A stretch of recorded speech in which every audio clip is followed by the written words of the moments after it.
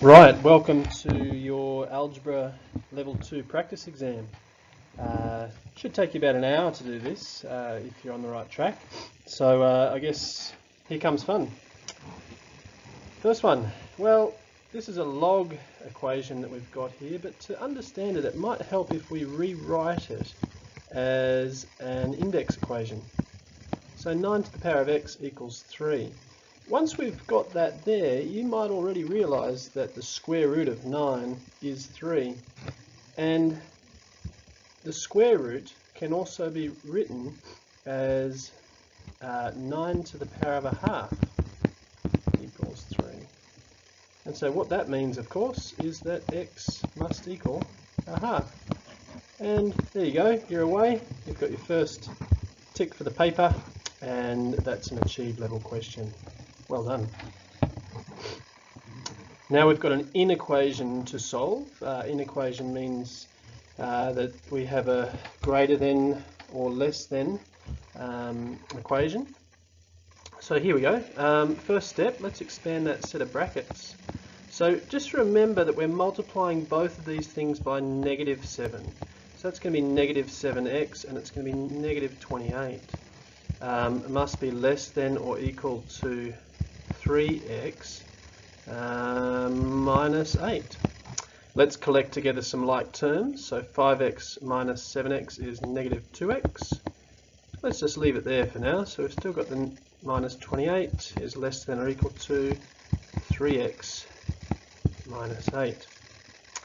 Okay, I'm going to move the x's to the right hand side of the equation because then I'll be dealing with a positive number of x's. So let's go like this. Let's just leave the -28 there for now, and let's add 2x to both sides of the equation. Okay. Now, just bear with me. I'm going to come over here and get myself a little bit more room. So now on the left-hand side of the equation, we've still got -28. And on the right-hand side of the equation, now we've got 5x's minus 8. Now if we add 8 to both sides of the equation, we've got -20 is less than or equal to 5x. And if we divide both sides by 4, we're going to get that x, oh sorry, my mistake. If we divide both sides by 5, we're going to get that x must be greater than or equal to 4. Well done, we're on the right track. We've got ourselves another tick, and that's another achieved level question. Okay, so what have we got down here? Let's get rid of that mess in the corner, sorry about that. Well, what we've got is we've got ourselves a quadratic equation because we've got x squareds there. Now our strategy for solving these sort of equations generally relies upon making the equation equal to 0. Now I've got the x squareds on the right hand side of the equation, positive 2x squared. So what I'm going to do is move everything to the right hand side of the equation. So what I'm going to have is 2x squared minus 5x minus 12 equals 0. Now what we need to do now, of course, well not of course, but one option is to factorise it. Okay, another option would be to use the quadratic formula. I'm going to go with factorising. I feel a little bit more comfortable factorising. Now what I'm going to do is I'm going to get myself a little multiplication grid, and I'm going to put in the 2x squared, and I'm going to put in the -12, and I know that these two things here and here give me -5x. Now, I'm pretty sure that 2x minus x, 2x multiplied by x will give me the 2x squared. Now, I need to play around with two numbers that are going to multiply to give me -12 and multiply with 2x and x to give me the -5x. Now, after a little bit of playing around, what I've come up with is I'm pretty sure that if we put a +3 here and a -4 there, they'll multiply to give me -12. And what I'll get in here is I'll get 3x, and I'll get negative 8x in here, which give me negative 5x. So my factors are 2x plus 3 and x minus 4. Now the whole purpose of this, of course, is that if we know they multiply to give us 0, then it means either one of them can be 0. So 2x plus 3 equals 0, or x minus 4 equals 0. So we've got 2x equals negative 3, or x equals 4. And here we're going to have x equals negative 3 over 2, or negative 1.5 if you prefer. So we've got two solutions right there. Now this one, if we factorized it and we found one solution, perhaps x equals 4, we get an achieve. If we also found the other solution, then we get a merit. Well done, we're on the right track. Alright, now when we're solving quadratic equations, one of the main things, pieces of understanding we have, sorry, I'll stick with the blue, is that in solving them often we find two things which when multiplied together will give us 0. Now I know that x equals a half is one of the solutions of this quadratic equation. So let's just think about if x equals a half. If x equals a half, how could I rewrite this solution so it equals 0? Now, let's just get rid of that half. I don't like it. I'm going to multiply both sides by 2. And then if we take 1 off both sides, then now we've got a statement which is equal to 0. Likewise, with our other solution, x equals negative 2/5. I don't like that fraction. So if I multiply both sides of the equation by 5, I'm going to get 5x equals negative 2. Now again, I want to make that equal to 0. So I've got 5x plus 2 equals 0.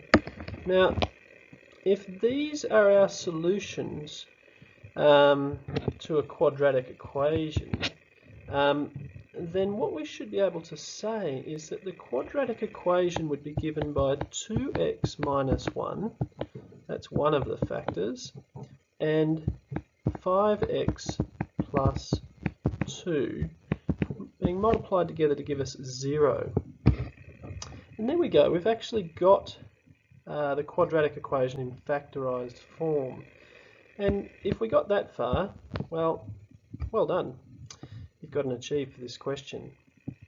Now, what we need to realize is that we've been asked to write the equation in the form ax squared plus bx plus c equals 0. Now, to do that, we're going to need to expand this set of brackets. Now, we can use a little bit of grid multiplication for that. So we're going to multiply 2x and negative 1 by 5x and 2. So in here we're going to have 10x squared. In here we're going to have 4x. In here we'll have negative 5x. And in here we'll have negative 2. So let's have a think about that. We've got 10x squareds. Negative 5x and 4x together will give me negative 1x, which is just negative x, of course. And we've got negative 2. So now this equation is written in standard form, where we've got a number of x squareds, we've got a number of x's, and we've got a constant, or a number n. What it means, of course, is that a equals 10, b equals negative 1, and c equals negative 2. Now we don't actually need to write that, but so long as we got to this point here, tick, well done, that's a merit level response. Okay, now the first thing I think of when I read this question, and I read it carefully because there's quite a bit to it, is, what a lucky boy Cody is. 3 wooden spherical balls. I've not come across many balls that aren't spherical, but nevertheless, here we go. So we're talking about radii here. Radii of the middle-sized ball is twice the radius. Twice. Oh, I like that word, twice. I know what that means. Of the small ball. And the radius of the largest ball is 5 centimeters larger than the smallest ball. So 5 centimeters largest ball, 5 centimeters larger than the radius. Okay. And they've been very kind down here. They've given us a formula for the surface area of a sphere. That's going to be quite useful. So the first thing we really need to do is define our variables. Now, these sentences up here are defining the radii of the middle-sized and largest ball in terms of the radius of the smallest ball. So I'm going to let the radius of the smallest ball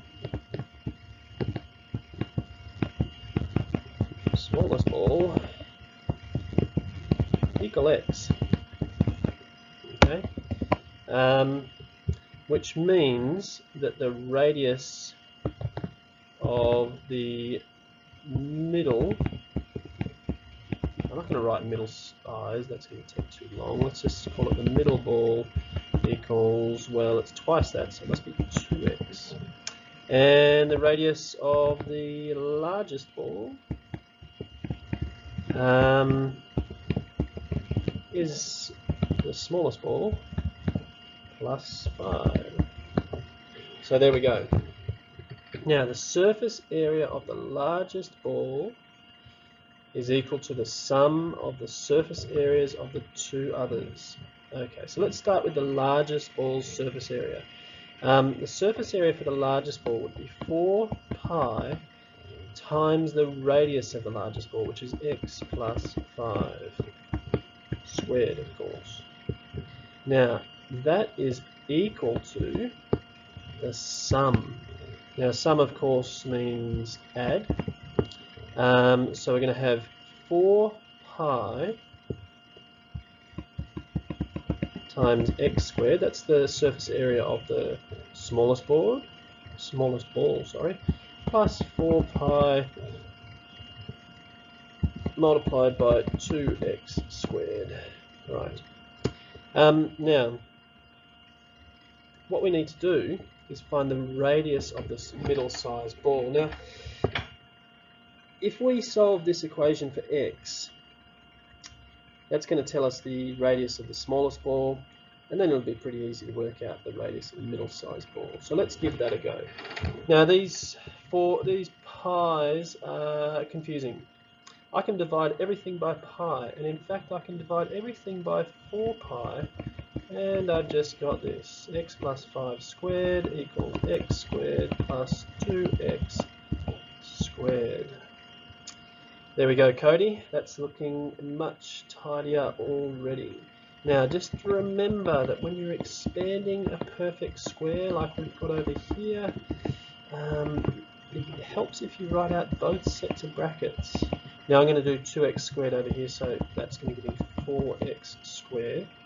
Now we've got x squared plus 10x plus 25 over here, and we've got 5x squared over there. Now I'm going to get myself some more space.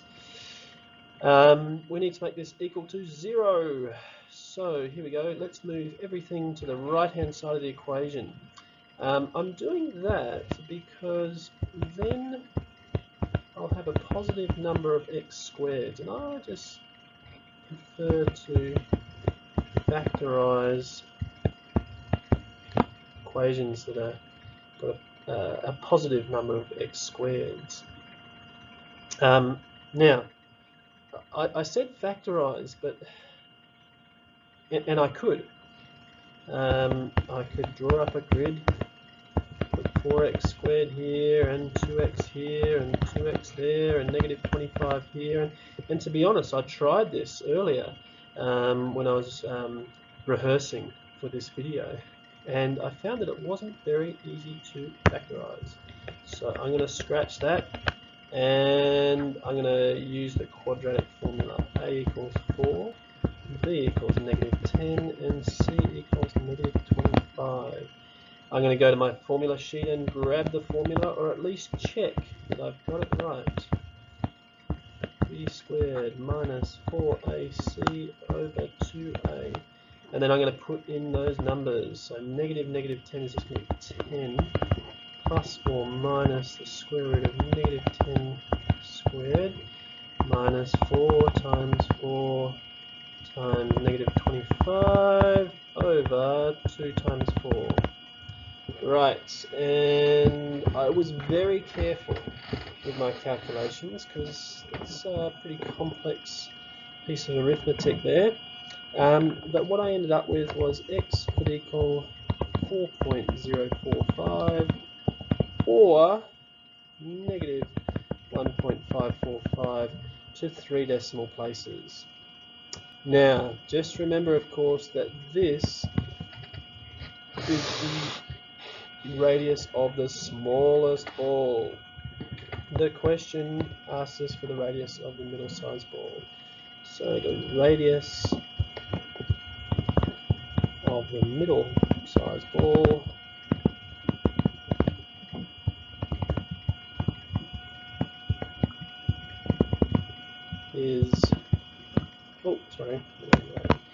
is, and of course we'd have to multiply it by 2, so we get 8.1. There we have it. The radius of the middle-sized ball is 8.1. That's not true either, of course. It is 8.1 centimeters. So let's have a look at how this would have been marked. If you had something along, I'm going to start doing my marking in red. Teachers like red pens for some reason. If we had something like that, then we probably would have had an achieved. If we found one of the solutions, like perhaps you got to here, then it's a merit. If you realized that this one wasn't going to work, so you chose the positive solution and used it to find the radius of the middle-sized ball, T for excellence. Not sure how that works, but yep, you've done well. That's an excellence level response. Right, here we are. Cody's put his spherical balls away, and now we've got something which looks a little bit more abstract.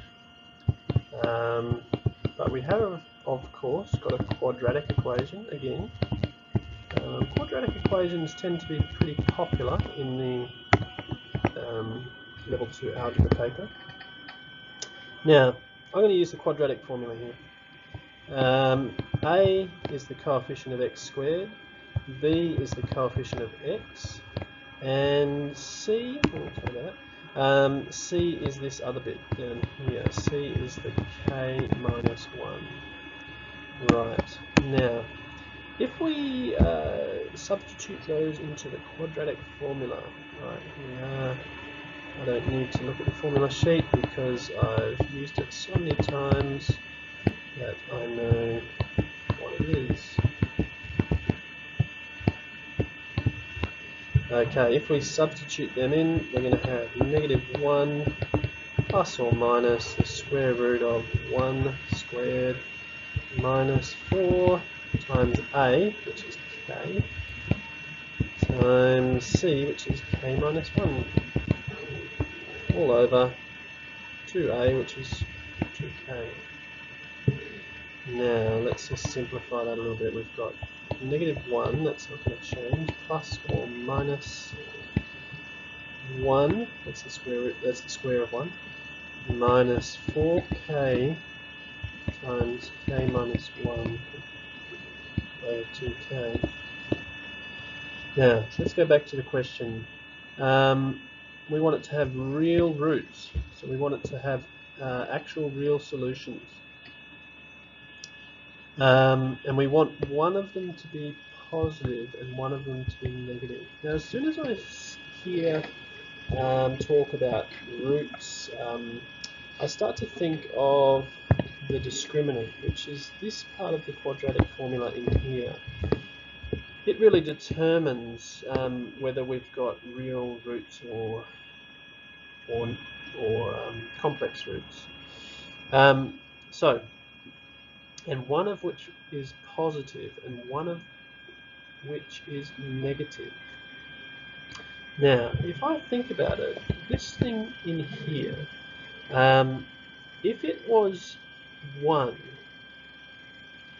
then the numerator would equal 0, because we'd have -1 plus 1 would be 0.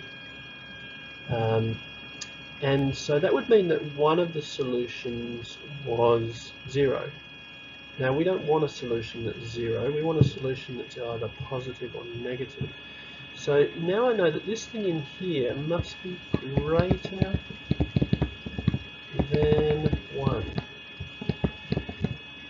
Okay, so let's write that out as a little inequation. So we've got 1 minus 4k, k minus 1 must be greater than 1. If I take 1 off both sides, I get negative 4k, k minus 1 is greater than 0. Okay. Now, solving quadratic inequalities, which is what this is, can be a little bit confusing. What I like to do is find where negative 4k, k minus 1 equals 0. And then go from there. So if it equals 0, then negative 4k could equal 0, which would mean k would equal 0, or k minus 1 could equal 0, which would mean k equals 1. Now, how do we find out the range of values where negative 4k multiplied by k minus 1 is greater than 0? Well, what we could do is we could substitute in 2 and see what happens. Let's have a think about that. If we substituted in 2, then we'd have negative 4 times 2 multiplied by 2 minus 1 equals 0. So we'd have negative 8 multiplied by 1 equals, it doesn't equal 0, it equals negative 8. Now, that is not greater than 0. So what it must mean is that this here is true between 0 and 1. So our solution therefore is that k must be greater than 0 or less than 1. There we have it. It was a bit abstract, but we got there. Now, as you can imagine, this was a sort of merit excellence level question.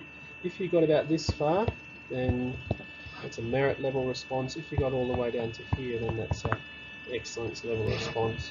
And down here in the bottom right hand corner, we've got how your grade for each question was arrived at. So yeah, if you got them all correct, then that's an E8. If you got only 2 U's along the way, I shouldn't say only, if you got 2 U's along the way, then you have an A3, so on and so forth. Just ask your teacher if you're not sure about that. Right, simplifying fractions. So,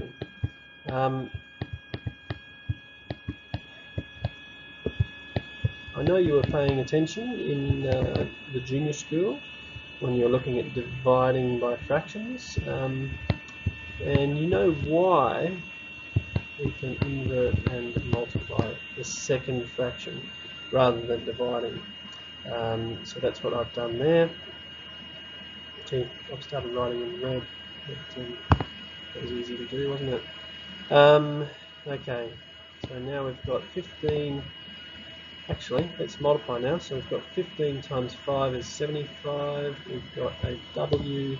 We've got x squared. We've got y squared. I like to write my variables in alphabetical order, so I don't get lost along the way. Now this is going to be 7 multiplied by 3 squared, which is 7 multiplied by 9. That's 63. W, x, and we're going to have y squared. Now,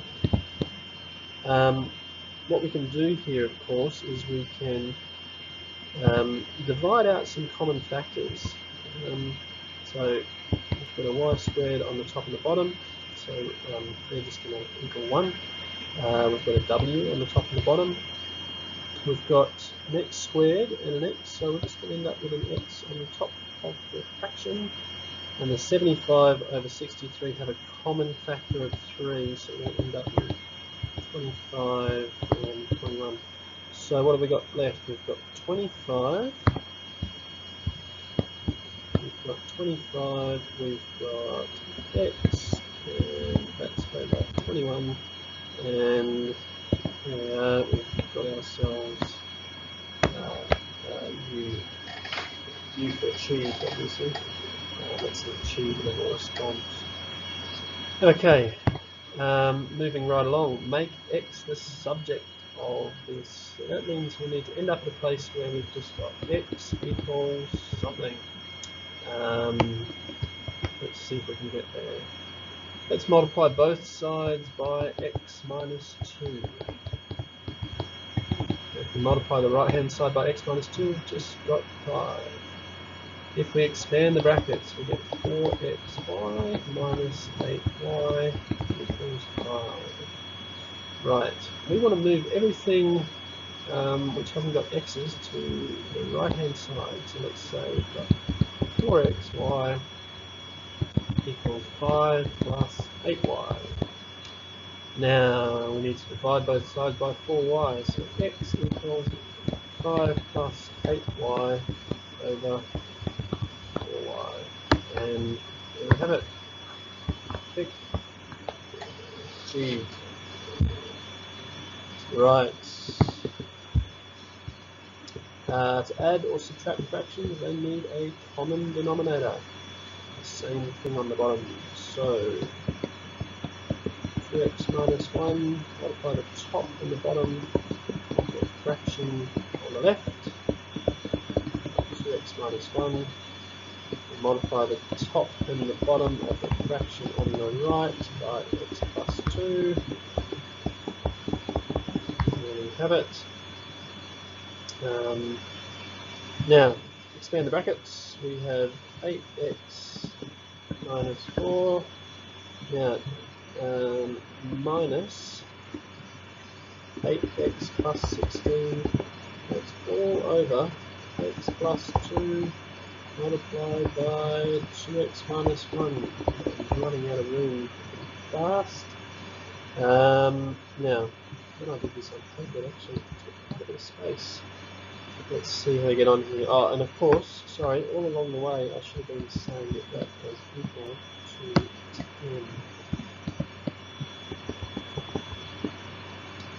10. Right. So, on the left hand side we're going to have 8x minus 8x and negative 4 minus 16 equals 10 lots of all this stuff.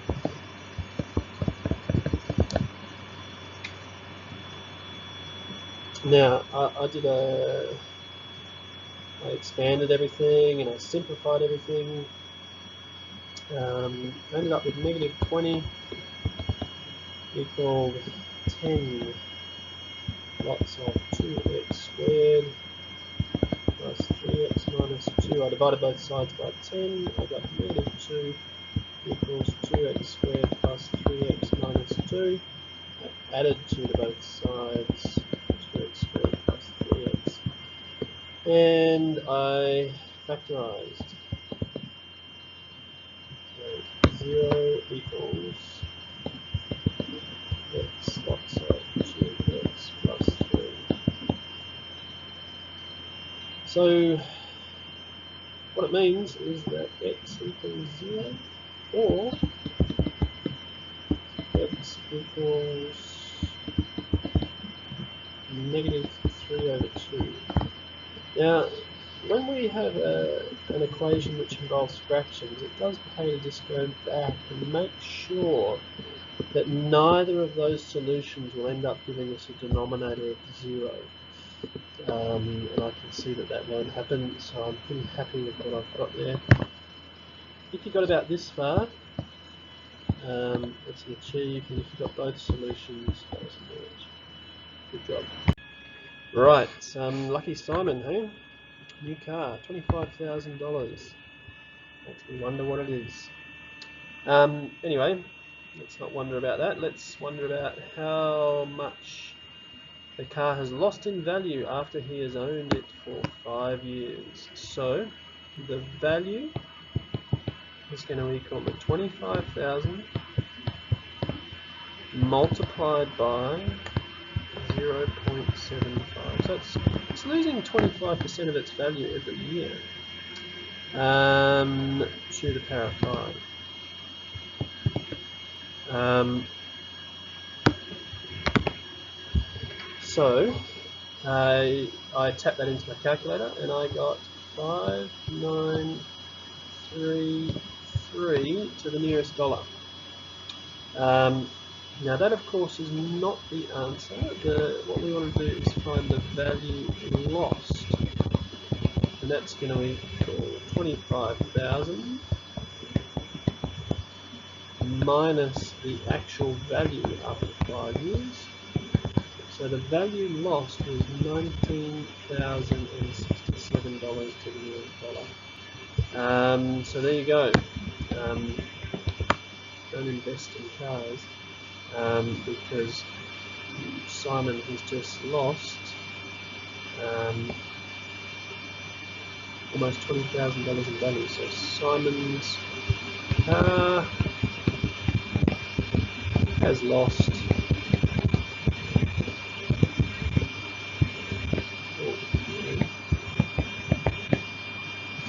in value in 5 years, of course. Now, if we found that, then that's achieved. Okay, 40%. After how long would Simon's car be worth 40% of the purchase price? Well, first thing we need to do is find 40% of the purchase price. So 40% of 25,000 is 10,000. So if we make the value equal to 10,000, what we want to do is find t, the time. Divide both sides by 25,000, we get 0.4 equals 0.75 t. Now, often if we've got an unknown index, so that t is an unknown index, what we need to do is take a log of both sides.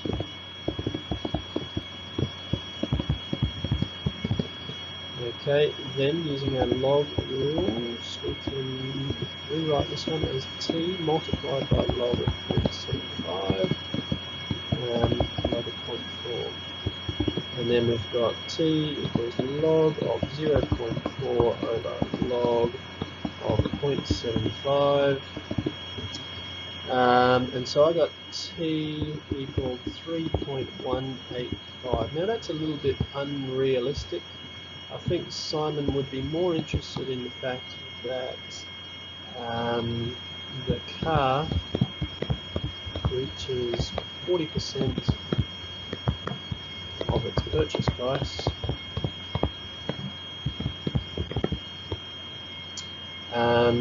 in the 3rd year.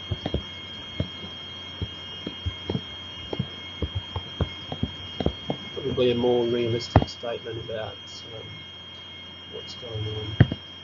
So what have we got? If we found something like this, that's a u. If we set up an equation like this one here, that's a merit, and if we calculated the final answer and sort of written it in more realistic terms, then ideas make sense. Okay, for what value of x does the straight line y equals q minus 2x intersect with the hyperbola x, y equals 5 in two separate places? So when I hear that, the first thing I want to do is I want to draw a picture of it. Now, this of course is an algebra paper, and I guess you're saying, didn't we finish graphs earlier in the year? Well, yes, but it's all one and the same thing. So here is my hyperbola, hyperbola xy equals 5. Now it's just a sketch. Now I know that y equals q minus 2x will be a straight line with a gradient of -2. So that could look sort of like this, or it could look sort of like that. So all of a sudden I've got a bit of an idea of what q might be. Q is going to be the y-intercept for that graph. Now it could be up there, q could be up there, or it could be down here. So there's two possible values for q, and in fact, sorry, there's a range of possible values for q, and let's find them basically. So to do that, what we need to do is we need to solve these two equations simultaneously. So if we've got y equals q minus 2x and xy equals 5, what we need to do is take this and put it in there. So we're going to have x lots of q minus 2x equals 5.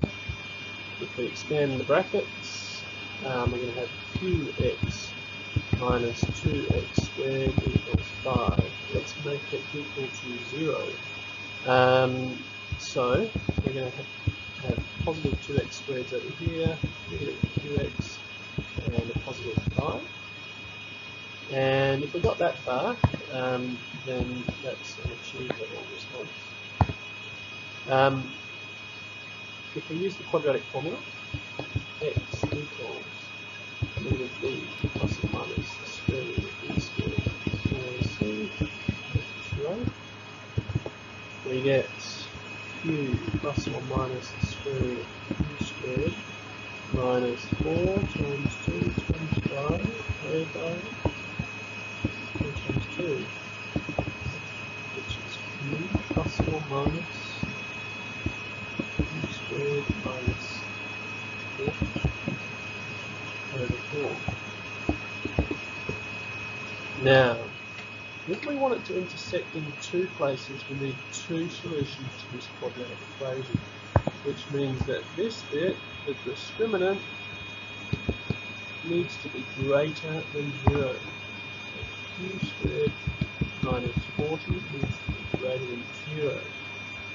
That means that q squared needs to be greater than 40, and q will need to be greater than negative 6.32 or less than positive 6.32. And that would work with a little diagram that we began with at the start as well. So we know what we needed to do for an achieve. If we got about this far, that was what was required for merit and for next sense. There we go. And again, you can work out the marking schedule for yourself there. Right, simplifying fractions. We're looking for common factors, so that's telling me that factorising would probably be a good idea. Let's use a blue pen. If we factorise the top, just remember this is a difference of two squares. These sometimes get confusing. There we are, we've got it done. If we factorise the bottom, we'll get that there. Common factors on the top and bottom. Let's get rid of those common factors. and we end up with, well, what have we got there? We've got x plus 8 over 7x, and we've got ourselves an achieved level response. Okay, next one. If we multiply everything by x squared, we get 1 minus 3x squared equals 2x plus 5x squared. That's right. If we add 3x squared to both sides, we get 8x squared over here. Still got 2x, and we need to take off 1. Now, you could use quadratic formula here. I used with multiplication, and I did manage to factorise it without too much trouble, as this here, which means 4x minus 1 equals 0, or 2x plus 1 equals 0. So 4x equals 1, x equals a quarter, or 2x equals negative 1, x equals negative a half. So again, for something like this, we get an achieve, and I haven't got the marking schedule in front of me here, but I'm pretty sure if we got both of those, then that would be correct. Right, indices. Now I can see that 625 can be written as 5 to the power of 4. So I'm going to write the numerator and the denominator with a common base. Okay, so now we've got 5 over 3n divided by 5 to the power of 8n. Now, what that's going to mean is that we will be left with 1 over 5 to the power of 5n. There we go. Achieve level response. Okay. Now we've got some logs, and that's where we need to know our log rules. But if we take this one here, we can rewrite it as a single log like so. Okay. Then we can rewrite it in effect as an index equation. So now we're going to have x minus 4 multiplied by x plus 4 equals 4 to the power of 2. So let's expand this side and simplify. We get x squared minus 16 equals 16. X squared equals 32. So x equals the positive square root of 32 or the negative square root of 32. And if you gave decimal equivalents, it was about 5.66. That's fine. Now, one thing that you do need to realise, if x is positive 5.66 or negative 5.66, if we put negative 5.66 up into here, we'll have the log of a negative number, which doesn't really work. So there's only one solution. This one here doesn't work, that one does.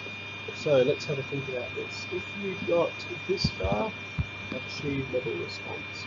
If you got two solutions, merit level response. If you realise that only one will work, that's the next sense. Right, let one number equal x, that's what I did. Let one number be x. I'm just defining my variables. It would mean that the second number is x plus 5. It could actually be x minus 5. But x plus 5 because they differ by 5. Now, prove that the difference of their squares is a multiple of 5. Well, let's square them. and take one away from the other because we want to look at the difference of the squares. So here we've got x squared plus 10x plus 25. If we expand that, minus x squared. So we're going to have 10x plus 25, which we could factorise and take out a common factor. We have this here. Now, given that 5 is a factor,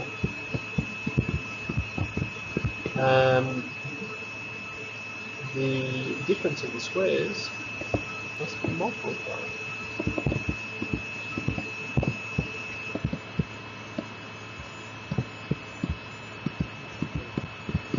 Is a multiplier.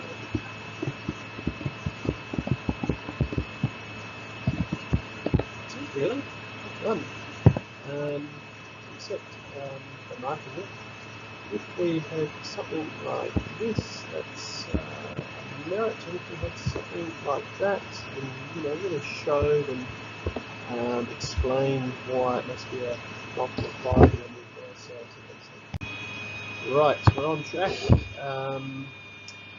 We've got a bit of time left, and we've got the last question to do. Now, we've got a hint. That's handy. If we're given a hint, it probably pays to think about it. We could write 4 to the power of 2x as 4 to the power of x squared. And over here, we've got 9 lots of 4 to the power of x. Okay, so if we let u equal 4 to the power of x, as they've suggested, then here we would have u squared, here we would have 9 lots of u minus 20. Now if we make that equal to 0, we have this. If we factorise it, that, which means u can equal 5, or u can equal 4. Now, we let u equal 4 to the power of x, so that must mean that 4 to the power of x equals 5, or 4 to the power of x equals 4. Now, over here, I know that x must equal 1. Over this side, what I would be doing is taking a log of both sides, and rewriting this one as x lots of log of 4 equals log of 5. So x equals log of 5 over log of 4, which is 1.16123 decimal places. And let's mark it. We got that far. That's achieved. If we found one of the solutions, perhaps this one, it's a little bit more straightforward, it's a merit. If we found both solutions, that's an excellence. Now that was fun. We can perhaps move on to the calculus paper. Well done.